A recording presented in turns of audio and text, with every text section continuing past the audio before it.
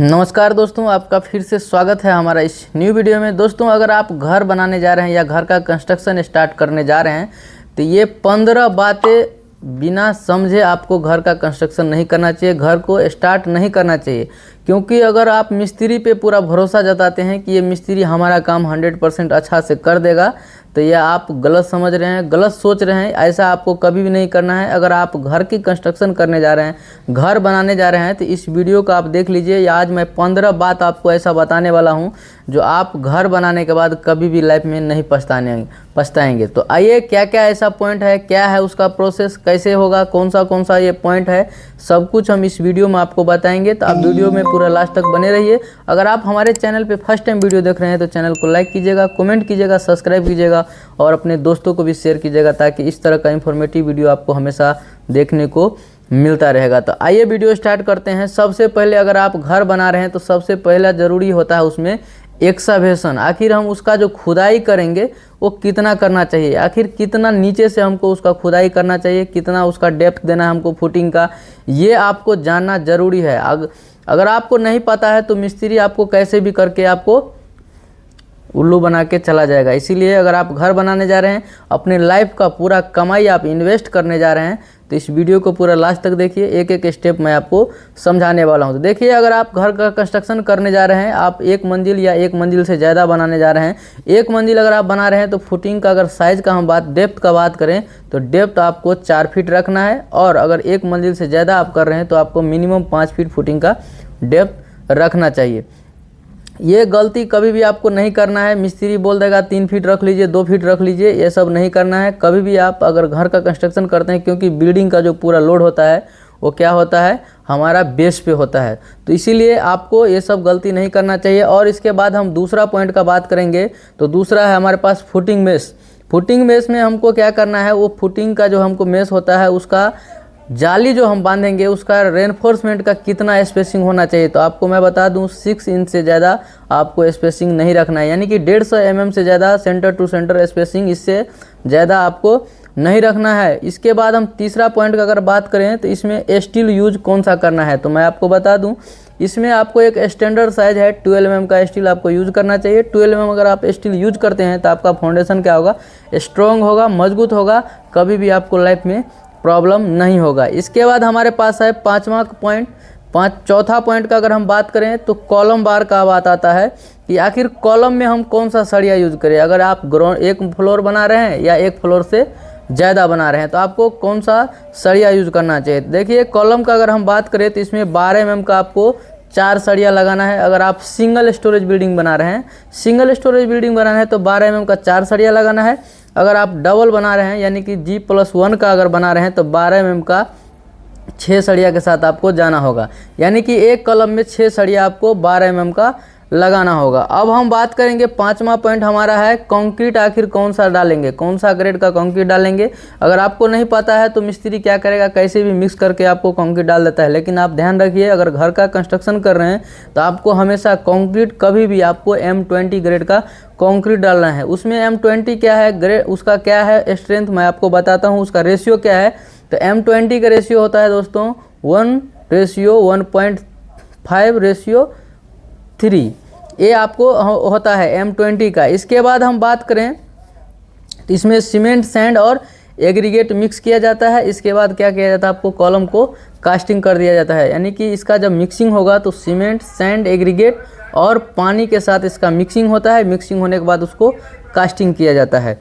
इसके बाद छठा नंबर हम पॉइंट का बात करेंगे तो इसमें होता है प्लिंथ बीम। आखिर प्लिंथ बीम में हमको कौन सा सरिया देना चाहिए, ये भी आपको जानना ज़रूरी है। अगर आप घर की कंस्ट्रक्शन कर रहे हैं, आपको ये पता नहीं है तो फिर आपको क्या होगा, मिस्त्री डुबा देगा, लॉस कर देगा, ज़्यादा सरिया डाल देगा या कम।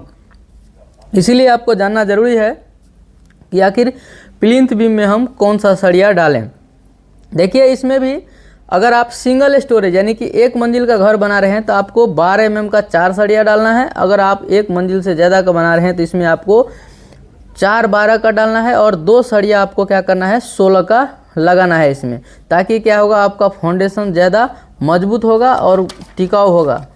इसके बाद हम बात करेंगे, हमारे पास 7वां नंबर का पॉइंट का अगर हम बात करें तो अगर आपका मान लीजिए ज़मीन जो जहाँ पे आप मकान बनाएंगे अगर एग्रीकल्चर एरिया वाला है या मान लीजिए वो क्या है ब्लैक कर्टन सॉइल है, वहाँ पे जो है सो ज़्यादा बारिश होता रहता है, मिट्टी अच्छा नहीं है, तो उस केस में क्या करना है आपको पाइलिंग करना होगा। तो पाइलिंग में आप दो तरीका का पाइलिंग करवा सकते हैं। एक होता है आरसी पाइल, जो डायरेक्ट आपको रेडीमेड पाइल होता है जो बना होता है पहले से कंक्रीट का, उसको क्या करता है हैमरिंग करके दबा दिया जाता है। जैसे कि आप यहाँ पे वीडियो में देख सकते हैं, इसी तरह से टैंपिंग किया जाता है, इसको बोला जाता है आरसी पाइल। अब दूसरा पाइल जो होता है उसको होता है बोर पाइल, यानी कि आप बोर करके डालें, लेकिन 1 2 मंजिल 3 मंजिल के लिए बोर पाइल में बहुत ज़्यादा महंगा हो जाएगा, बहुत ज़्यादा कॉस्ट पड़ेगा आपको, तो वो भी आपको नहीं कराना है। लेकिन अगर एग्रीकल्चर वाला एरिया है तो उसमें आपको आरसी पाइल करा लेना चाहिए, ताकि आप सेफ रहेंगे। आप भविष्य में अगर 2 मंजिल 3 मंजिल 5 मंजिल भी बनाएंगे तो कोई भी दिक्कत नहीं होगा। इसके बाद हमारा 8वां पॉइंट है कि थिकनेस ऑफ डीपीसी। डीपीसी का थिकनेस कितना होना चाहिए, तो कम से कम आपको 2.5 सेंटी होना चाहिए, या आप 1 इंच समझिए उसको, 1 इंच से कम आप नहीं रख सकते हैं। आप 50 mm रख लीजिए, 3 सेंटी रखिए, 4 सेंटी रखिए, कोई दिक्कत नहीं है, लेकिन 2.5 सेंटी से कम आपको नहीं रखना है कभी भी। अगर आप घर का कंस्ट्रक्शन कर रहे हैं तो डीपीसी आपको 2.5 सेंटी से कम नहीं रखना है। इसके बाद हमारा 9वां पॉइंट है, 9 नंबर का अगर हम पॉइंट का बात करें तो स्लैब का मिनिमम थिकनेस कितना होना चाहिए। अगर आप स्लैब कास्टिंग कर रहे हैं, मान लीजिए आपका ये स्लैब है, तो इसका जो थिकनेस होता है स्लैब का थिकनेस, वो मिनिमम आपको 125 mm से कम नहीं होना चाहिए। आप उससे ज़्यादा जितना रखना है रख सकते हैं, लेकिन 125 से कम कभी भी आपको स्लैब का कास्टिंग नहीं करना है। इसके बाद हमारा 10वां पॉइंट है कि स्टील हम कौन सा यूज करेंगे स्लैब में। तो स्टील आप 2 टाइप से यूज कर सकते हैं, या तो 8 mm का या आप 10 mm का, डिपेंड करता है कि आप कितना स्टोरेज का बिल्डिंग बना रहे हैं, कैसा आपका कंस्ट्रक्शन है, किस तरह का आप घर बना रहे हैं, उस पर भी डिपेंड करता है।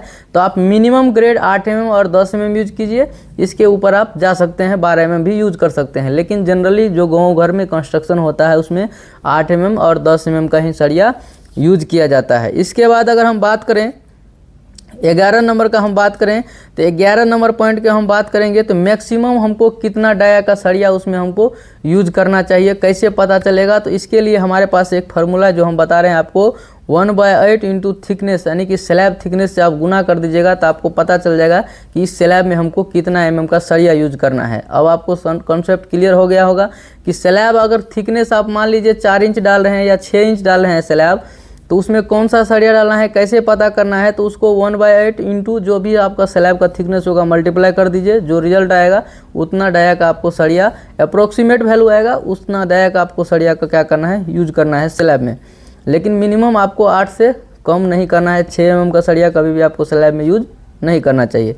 इसके बाद हम आएंगे 12 नंबर का जो हमारा पॉइंट है, उसमें हम बात करेंगे कि आखिर स्टील का वेट, अगर आपको मान लीजिए स्टील का वेट निकालना हो कि कितना सरिया लगेगा, तो कैसे करेंगे आप। अगर फीट में निकालना चाहते हैं तो उसका फार्मूला होता है D²/533, यानी कि ये क्यूबिक फीट में आता है, आपको फीट में आएगा, फीट में 1 फीट का जो वेट होगा वो निकल के आएगा। अगर आप मीटर में निकाल रहे हैं तो D²/162, इससे आपको डिवाइड कर देना है। D मतलब होता है डाया, तो जो भी डाया का आप सरिया यूज कर रहे हैं, आप जो भी डाया का सरिया निकालना चाहते हैं, अगर 10 का निकालना चाहते हैं 10 × 10 डिवाइडेड 162, उसमें क्या होगा आपको 1 मीटर सरिया का वेट निकल के आ जाएगा। इसके बाद हम 13 नंबर का बात करेंगे। तो 13 नंबर में अब समझिए यहाँ पे कॉन्सेप्ट कि आखिर आप सीढ़ी किस टाइप का बनाएंगे। मान लीजिए आप घर बना रहे हैं, 1 मंजिल बना रहे हैं या 2 मंजिल बना रहे हैं, तो घर में क्या होता है, बड़े बुजुर्ग बूढ़े लोग होते हैं, उनको चलने में सीढ़ी में बहुत ज़्यादा दिक्कत होता है। तो उस समय आपको ये बात भी ध्यान रखना है कि आखिर सीढ़ी का हमारा राइजर कितना होना चाहिए और सीढ़ी का हमारा ट्रेड कितना होना चाहिए। तो देखिए, अगर हम राइजर का बात करेंगे तो राइजर आपको 6 इंच से कम नहीं रखना है, आपको ज़्यादा आप रख सकते हैं थोड़ा बहुत, लेकिन 6 से 7 इंच तक रख सकते हैं। इससे ज़्यादा रखेंगे तो ज़्यादा हाइट हो जाएगा, चढ़ने में दिक्कत होगा। और इसमें ट्रेड का हम बात करें तो 10 इंच रख सकते हैं आप, 12 इंच भी रख सकते हैं, उस आप पे डिपेंड करता है, लेकिन 10 इंच से आपको कम नहीं रखना है ट्रेड। अगर हम सीढ़ी का अगर हम लेंथ का बात करें, चौड़ाई, अगर आप जिस सीढ़ी से जाते हैं उसका अगर चौड़ाई का बात किया जाए तो मिनिमम 3 फीट आपको रखना चाहिए। बहुत सारे लोग क्या करते हैं 2.5 फीट रख लेते हैं, यानी कि 2.5 फीट भी रख लेते हैं। तो ऐसा आपको नहीं रखना है, आपको मिनिमम 3 फीट रखना है, ताकि कोई भी अगर मान लीजिए मटेरियल लेके जाना हो या आपको जाना हो आना हो तो उसमें क्या है, आप आसानी से जा सकते हैं आ सकते हैं, कोई भी दिक्कत नहीं होगा। इसके बाद हम बात करेंगे, हमारा जो पॉइंट है 14 नंबर का पॉइंट है बिल्डिंग का हाइट यानी कि हाइट ऑफ रूफ, हमारा बिल्डिंग का हाइट आखिर कितना होना चाहिए। तो बिल्डिंग का हाइट आपको पता है, या तो आप 10 फीट रख सकते हैं, नहीं तो 11 फीट 3 इंच आप रख सकते हैं। वो डिपेंड करता है कि आपका कंस्ट्रक्शन कैसा हो रहा है। अगर आप मान लीजिए फॉल सीलिंग लगा रहे हैं, स्लैब में सीलिंग लगाएंगे, तो उसके लिए आपको रूफ का हाइट आपको थोड़ा सा बढ़ाना पड़ेगा। तो इसीलिए 11 फीट 3 इंच आप डाल सकते हैं। नहीं तो स्टैंडर्ड साइज़ का अगर हम बात करें हाइट का, तो 10 फीट ज़्यादा से ज़्यादा बनाया जाता है। इसके बाद हमारा नेक्स्ट पॉइंट है 15 नंबर का पॉइंट है कि अगर आप घर का कंस्ट्रक्शन कर रहे हैं या घर बनाने जा रहे हैं या घर चालू कर दिए हैं, तो आपको सबसे इम्पोर्टेंट ध्यान रखना है कि आप फिर उस कंस्ट्रक्शन में आप सीमेंट कौन सा यूज़ कर रहे हैं, कौन सा कंपनी का सरिया यूज़ कर रहे हैं, कौन सा ग्रेड का कंक्रीट डाल रहे हैं, ये सब आपको ध्यान रखना है। ये 3 बात आपको हमेशा ध्यान रखना है कि घर का कंस्ट्रक्शन स्टार्ट करते समय आपको बराबर ध्यान देना है। जो सीमेंट, सैंड और एग्रीगेट का मिक्स करता है, कंक्रीट जो बनाता है मिस्त्री, उस समय प्रॉपर मिक्सिंग करता है कि नहीं, बराबर सीमेंट डाल रहा है कि नहीं डाल रहा है, ये सब बातों का आपको ध्यान रखना चाहिए। इससे क्या होगा, आपका घर स्ट्रांग होगा, मजबूत होगा, और जो अपनी लाइफ का पैसा उसमें इन्वेस्ट कर रहे हैं, वो क्या होगा, आपको फ़ायदा हो जाएगा। तो दोस्तों, मैं उम्मीद करता हूं कि इससे आप इस वीडियो के माध्यम से आपको समझ में आ गया होगा कि आखिर घर का कंस्ट्रक्शन करते समय कौन सा ऐसा बात है जिसको ध्यान में रखना चाहिए। अगर वीडियो आपको अच्छा लगा होगा तो चैनल को लाइक कीजिएगा, कमेंट कीजिएगा, सब्सक्राइब कीजिएगा, दोस्तों को भी शेयर कीजिएगा, ताकि इस तरह का इंफॉर्मेटिव वीडियो आपको हमेशा देखने को मिलता रहेगा। बाकी वीडियो